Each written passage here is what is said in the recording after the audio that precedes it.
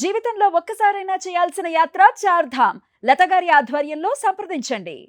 నమస్తే, welcome to Suman TV. నేను పద్మిని. ప్రస్తుతంతో పాటు ప్రముఖ ఆధ్యాత్మికవేత్త, ఆస్ట్రోన్యూమరాలజిస్ట్, ఎనర్జీ వాస్తు స్పెషలిస్ట్, శ్రీ విద్య ఉపాసకురాలు శ్రీమతి జయప్రద గారు మనతో పాటు ఉన్నారు. మాట్లాడదాం. జయప్రద గారు నమస్కారం అండి. నమస్తే అమ్మ. శ్రీమాత్రి నమః. మేష వృశ్చిక రాశులు, ఈ రాశ్యాధిపతి అయినటువంటి కుజుడు ఈ రెండు రాశుల వాళ్ళకి ఎటువంటి ఫలితాలను ఇస్తాడు అనేది ఒకసారి మీ ద్వారా తెలుసుకోవాలనుకుంటున్నాం. ఆల్రెడీ మనం శుక్రుడు, గురువు, బుధుడు, అలాగే శని, వీరి పాలిత రాశుల గురించి మాట్లాడేసుకున్నాం. అవును. మరి ఇప్పుడు కుజుడు ఎట్లా ఉంటుందండి? ఈ రెండు రాశుల వాళ్ళు అసలు ఎలా ఉంటారు? ఎట్లా ఖచ్చితంగా జీవితంలో మార్చుకోవాల్సినటువంటి అంశాలు ఏమిటి? ఏ దేవతారాధన ఖచ్చితంగా యోగిస్తుంది వీళ్ళకి? ఇవన్నీ ఒకసారి మీ ద్వారా. తప్పకుండా అన్న. మేషరాశి వాళ్ళకి యోగించడం అనేది ఏమి ఉండదు, బ్రహ్మాండంగా యోగిస్తుంది. యోగించాలి అని పరిహారాలు ఏం చేయట్లే వాళ్ళు.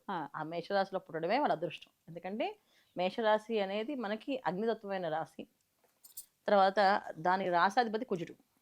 సో భూతత్వానికి దగ్గరగా ఉండే ఆలోచన విధానం ఎలా ఉంటుందంటే, కలియుగంలో ఉండే మనుషుల్లో తత్వాన్ని, ఆలోచనల్ని తొందరగా స్టడీ చేస్తారు వీళ్ళు. అంటే ఎలా చేస్తే వీళ్ళు మనకి మార్పు అనేది వస్తుంది, ఏం చేస్తే వీళ్ళు మనని ఐడెంటిఫై చేస్తారని చెప్పి ఆలోచనలు వీళ్ళకి పదునుగా ఉంటాయి. ఏం చేస్తే మనకి గుర్తింపు వస్తుంది అనే దాంట్లో వాళ్ళు చాలా దాంట్లో నిష్ణాతులే అని చెప్పొచ్చు. సో మేషరాశి అనగానే మనం ఇంకా వాళ్ళని ఖచ్చితంగా వీళ్ళకి 100 మార్కులు వేసేయచ్చు వాళ్ళకి. ఎందుకంటే అన్ని విషయాల్లోని అంటే నిరంతరము శ్రమించి కష్టపడే జీవి. ఏదో సోమర్ధనంగా పడుకుందామనో, లేకపోతే నాకు ఇంతే చాలనుకోవడమనో, నాకు ఇంతే చాలనుకోవడం అలా ఉండదు. టెక్నాలజీ ప్రకారంగా వీళ్ళు డెవలప్ అవుతూ ఉంటారు. ఇప్పుడు మారాలి మనుషులు కదా, అలా వీళ్ళు మార్పు అనేది వీళ్ళు ఈజీగా తీసేసుకుంటారు. ఇది ఇప్పుడు కాదు, తర్వాత మార్చాలి, ఇది మార్చాలి, ఇది మార్చాలి అని చెప్పి ఖచ్చితంగా మారిపోతుంటారు. ఈ కాలానికి అనుకూలంగా మారే లక్షణం ఏవైతే ఉందో అది మేషరాశి వాళ్ళే. ఖచ్చితంగా వీళ్ళు సంపాదన విషయంలోకి వస్తే ఏ రంగంలో అయినా సంపాదించడానికి ముందు ఉంటారు. అంటే మాకు లేదు, మాకు ఎవరిని ఇస్తే బాగుంటుంది, ఏదైనా చేస్తే బాగుంటుంది అనే లక్షణాలు వీళ్ళ దగ్గర ఉండదు. 100% వాళ్ళు సంపాదించాలి, మేము ఎవరికైనా పెట్టాలి. మా చేయి ఎప్పుడు పైనే ఉండాలి, కానీ మేము ఎవరి దగ్గర ఇలా కిందకి చేయి ఉండకూడదు అనే లక్షణం ఎక్కువ కలిగిన వాళ్ళు. వీళ్ళకి ధనస్థానం ఏమైంది? శుక్రుడు వృషభ రాశి అయింది. వృషభ రాశి అవడం వల్ల ఏంటంటే ఎమోషనల్ కలిగే భార్య కానీ భర్త కానీ ఉంటారు వీళ్ళకి. వీళ్ళు ఏం చెప్పినా వీళ్ళకి అనుకూలంగా చేసే తత్వం ఉంటుంది వాళ్ళకి. తర్వాత కుటుంబం కొంచెం అనుకూలంగా వీళ్ళకి మంచి కుటుంబము, కొంచెం పేరు ప్రఖ్యాతులు ఉన్న కుటుంబమే ఉంటుంది. అంటే మేషరాశి వాళ్ళ కుటుంబం గురించి తెలుసుకోవాలి అనుకుంటే ఇవి ఖచ్చితంగా వాళ్ళ మంచి కుటుంబం, మంచి పేరు ప్రఖ్యాతులు ఉన్న వాళ్ళు అండ్ వాళ్ళు మంచి వాళ్ళు అనే గుర్తింపు ఉన్న కుటుంబంలోనే పుడతారు ఈ మేషరాశి వాళ్ళంతా. సో మేషరాశిలో పుట్టడం అంటేనే ఒక రకమైన అదృష్టం కింద తీసుకోవచ్చు. అయితే కుజతత్వ రాశి, పాప రాశి కనుక ఖచ్చితంగా పాప పనులు చేస్తారంటే చేస్తారు. ఇవి కొనా ఉన్నాయి, కాకపోతే ఇది లగ్నాలకు సంబంధించింది. సో లగ్నం ఏమైంది, లగ్నానికి ఎవరు ఉన్నారు అనే దాన్ని బట్టి వీళ్ళకి ఉంటుంది తప్ప మేషరాశి అనేది చాలా ఉన్నతమైన మంచి లక్షణాలు కలిగిన రాశి. ఈ రాశిలో అమ్మాయిలైనా అబ్బాయిలైనా అదృష్టవంతుల కింద చెప్పొచ్చు మనం. అదృష్ట రాశుల్లో మేషరాశి ఒకటి. ఖచ్చితంగా అదృష్టాన్ని అనుభవిస్తారు వీళ్ళు. అయితే ఇక మనం తీసుకోవచ్చు వృశ్చిక రాశి. ఈ వృశ్చిక రాశి వాళ్ళకి కూడా అధిపతి కుజుడు. దీనికి ధనాధిపతి ఎవరు? ధనస్సు రాశి. సో ధనస్సు రాశి గురువు అధిపతి అయినప్పుడు ఏమంటే వీళ్ళకి ఏదైనా సరే ఒక లెసన్ వస్తే గానీ విషయం అర్థం. ప్రతిదీ వీళ్ళకి ఒక పాఠం జరుగుతుంది, పాఠమే జరుగుతుంది పాపం. అంటే చాలా వరకు మేము అందుకే బాగా కష్టపడతామండి, మాకు బాగా దెబ్బలు తిన్నామండి, మేము బాగా మోసపోయామండి అంటే ప్రతిదీ వాళ్ళకి ఏంటంటే ఒక దెబ్బ పడితేనే ఆ పాపం ఆ విషయం మనకు అర్థమవుతుంది. లేకపోతే ఏంటంటే దూకుడు స్వభావం వెళ్ళిపోతుంటారు. ఇప్పుడు చాలా మంది వృశ్చిక రాశి వాళ్ళు తను అనుకున్నదే చేస్తారు తప్ప మనం చెప్పేది వినరు. మనం చెప్తున్నాం అది కాదంటే కాదు.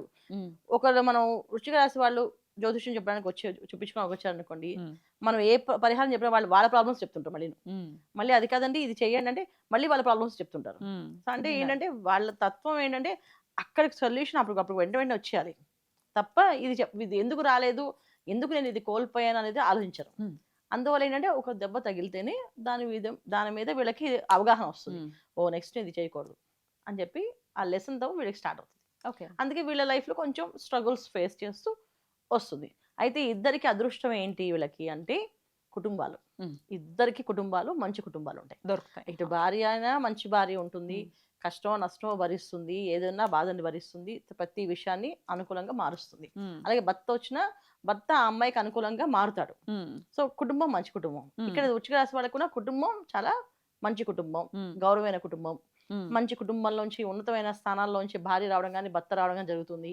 ఆ కుటుంబం ఒక సాయం, ఆ తర్వాత వాళ్ళ ఆదరణ వీళ్ళకి మ్. ఖచ్చితంగా లభిస్తుంది అనమాట. సో ఈ రెండు వీళ్ళకి ప్లస్ పాయింట్స్.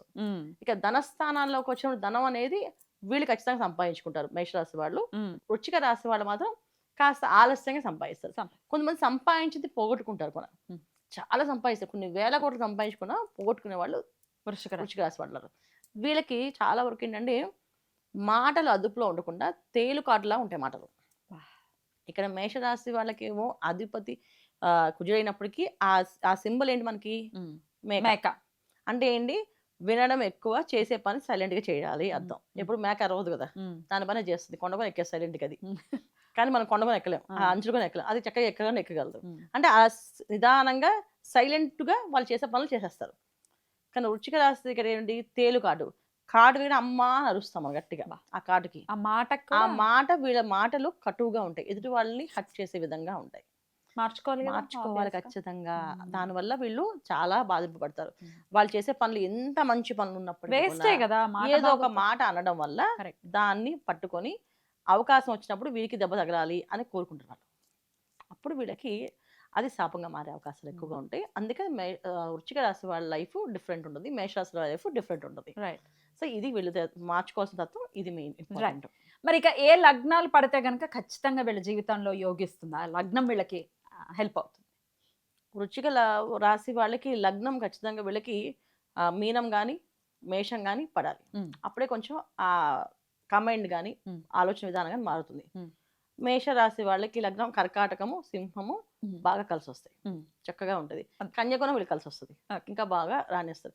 మేషరాశి వాళ్ళ గురించి లగ్నాలు ఎలా ఉన్నా వాళ్ళు మౌల్డ్ చేసుకోగలిగే తత్వం ఉంది. అందువల్ల మనకి ఖచ్చితంగా ఈ లగ్నాలు రావాలని ఎప్పుడు అనుకోలేదు, నేను చెప్పాల్సిన అవసరంగా అనిపించలేదు నాకు. మహా తెలివిగా పనులు చేసుకుని వస్తారు.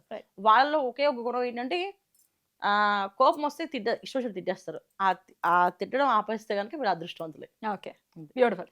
ఏ దేవతారాధన జీవిత పర్యంతం ఈ రెండు రాశుల వాళ్ళు చేయాలండి? మేషరాశి వాళ్ళు ఖచ్చితంగా గణపతి ఆరాధన, వృశ్చిక రాశి వాళ్ళు ఖచ్చితంగా గురువు ఆరాధన. దత్తాత్రేయ స్వామిని కానీ సాయిబాబాని కానీ ఖచ్చితంగా గురువుని ఆరాధిస్తూ ఉండాలి. ఎందుకంటే వీళ్ళు ధనస్థానం ధనస్సు రాశి అయింది, అందుకని గురువు అధిపతి దానికి. సో గురువు ఒక అనుగ్రహం ఉంటేనే వీళ్ళు చేసేటప్పుడు మాట్లాడేటప్పుడు ఆ మాట అడ్డుపడుతుంది. ఇది అనుకో, ఇప్పుడు అంటే వాళ్ళు బాధపడతారు, అది నీకు తగులుతుంది అని అంగతి ఆ స్ఫురణకు వస్తుంది వీళ్ళకి. అందుకే వీళ్ళు ఖచ్చితంగా దత్తాత్రేయ ఆరాధన ఎక్కువగా చేసుకోవాలి.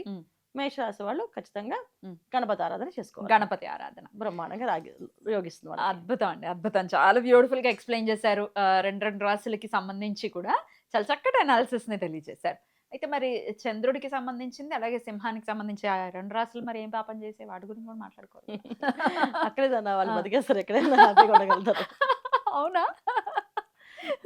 సరే, ఒకవేళ రిక్వెస్ట్లు వస్తే మటుకు మీరు చేయాల్సి ఉంటుంది, చెప్పాల్సి ఉంటుంది. ఓకే, తప్పకుండా ప్రేక్షకులు అడిగితే ఖచ్చితంగా చేద్దాం.